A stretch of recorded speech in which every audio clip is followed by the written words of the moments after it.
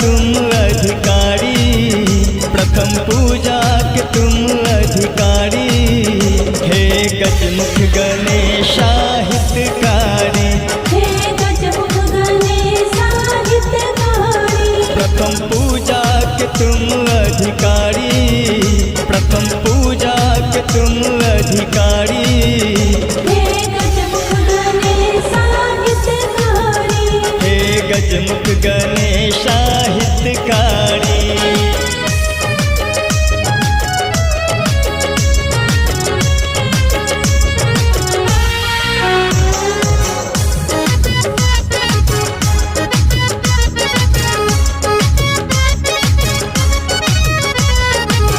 मंगल मूर्ति की जय हो जय हो जय, मंगल मूर्ति की बोल जय जय।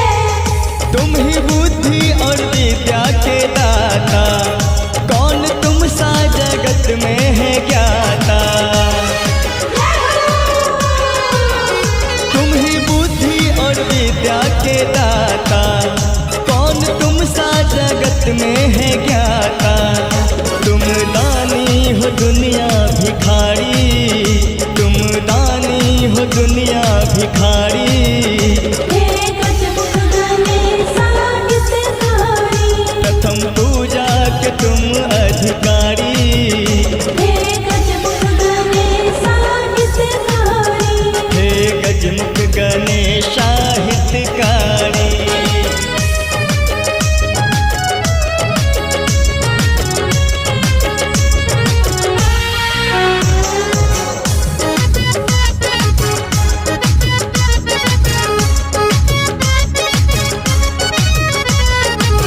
मंगल मूर्ति की जय हो जय हो जय, मंगल मूर्ति की बोल जय जय।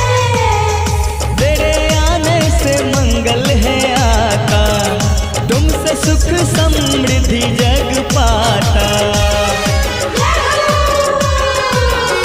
तेरे आने से मंगल है आता, तुमसे सुख समृद्धि जग पाता। दूर करते हो सबकी लाचारी, दूर करते हो सबकी लाचारी। हे गजमुख गणेशा हितकारी, प्रथम पूजा की तुम अधिकारी। हे गजमुख गणेशा हितकारी। हे गजमुख गणेशा हितकारी।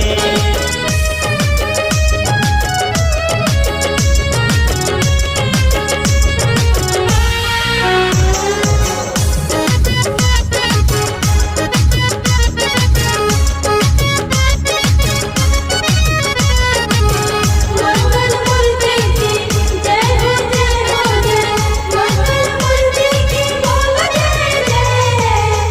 मेरे जीवन से दुख को मिटाना, कहे संजय ना देर लगाना।